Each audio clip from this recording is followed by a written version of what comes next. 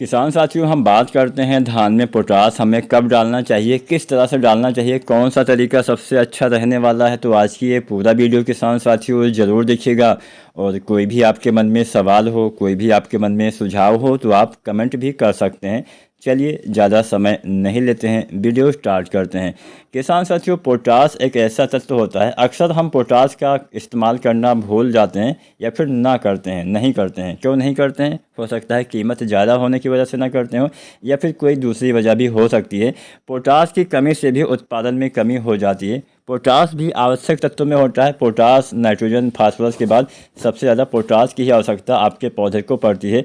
Potash की अगर कमी रह जाती है तो आपकी बालियाँ छोटी रह जाती हैं, पौधे का सही से विकास नहीं हो पाता है, दाने छोटे आते हैं, दाने में चमक नहीं आती है। फल फूल दाने के विकास में तो पोटास का बहुत ही अहम काम होता है और पोटास आपको अवश्य इस्तेमाल करना चाहिए। धान हो, गेहूँ हो, कोई भी फसल हो, आपको डालना ही पड़ेगा, तभी ज़्यादा उत्पादन आप ले पाएंगे। पोटास की कमी की वजह से आप कभी भी किसी भी फसल में ज़्यादा उत्पादन नहीं ले पाएंगे। फिलहाल हम यहाँ पे पोटास कैसे कब डालना चाहिए इसके बारे में चर्चा करते हैं।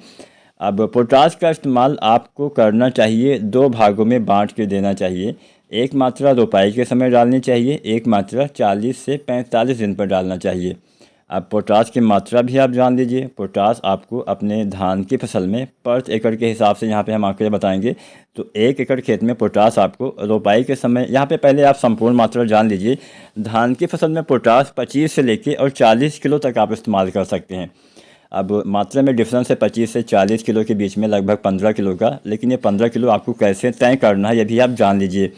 हमारे धान की फसल एक समान नहीं होती हैं। कुछ वैरायटियाँ जल्दी तैयार होती हैं, कुछ किस्में जल्दी तैयार होती हैं, कुछ किस्में मध्यम अवधि की होती हैं, कुछ किस्में देर से तैयार होती हैं। आप ऐसे भी मान सकते हैं, बहुत सी वैरायटियाँ तो 100-105 दिन में तैयार हो जाती हैं, 110 दिन में।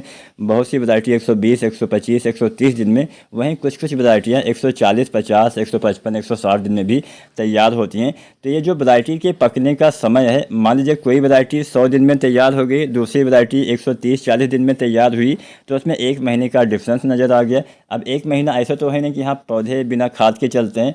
ज़्यादा लंबी अवधि वाली फसल में खाद की मात्रा भी कम अवधि की अपेक्षा ज़्यादा डालनी होती है, और कम अवधि वाली वैरायटी में ज़्यादा अवधि वाली वैरायटी की तुलना में कम खाद डालना चाहिए। ज़्यादा खाद डालने से कोई ज़्यादा उत्पादन तो मिलेगा नहीं, तो इस बात का ध्यान देना है। तो मान लीजिए कोई वैरायटी जल्दी तैयार हो जाती है, 100 दिन के आसपास, या 110, 115 दिन में, या 120 दिन में, तो ऐसी किस्मों में आप जो है पोटास डालेंगे लगभग 25 से 30 किलो। संपूर्ण मात्रा की मैं बात कर रहा हूँ।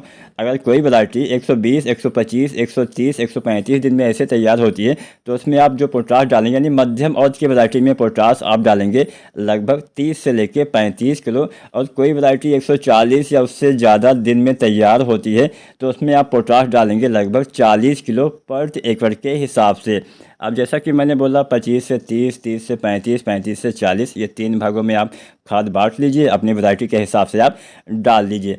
अगर आप पोटास का 2 भागों में इस्तेमाल करते हैं, बहुत से किसान साथी 1 भाग में ही डाल देते हैं, रोपाई के समय संपूर्ण मात्रा डाल देते हैं, तो आप ऐसे भी इस्तेमाल कर सकते हैं, मैं ऐसा नहीं बोलता हूँ। लेकिन हाँ, अगर आप 2 भागों में बाँट के डालते हैं तो थोड़ा और ज़्यादा लाभ मिलता है।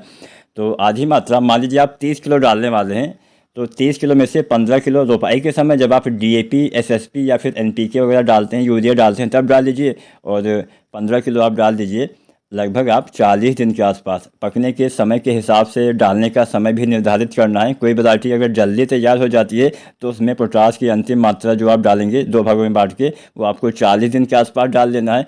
कोई वैरायटी देर से तैयार होती है तो आप 45-50 दिन तक भी उसमें पोटास डाल सकते हैं। वैरायटी के आधार पर आपको उसमें जो मात्रा है और जो समय डालने का है वो भी आपको चुनना पड़ेगा। जब भी आप कोई भी खाद डालिए तो आप इस बात का ध्यान दीजिए कि खेत में उचित मात्रा में नमी होनी चाहिए। अगर आप अंतिम पोटास जब डालते हैं तो उस समय अक्सर हम यूरिया डाल देते हैं, तो पहले सिंचाई कर दीजिए, उसके बाद पोटास यूरिया डाल सकते हैं। अच्छा लाभ आपको अवश्य मिलेगा।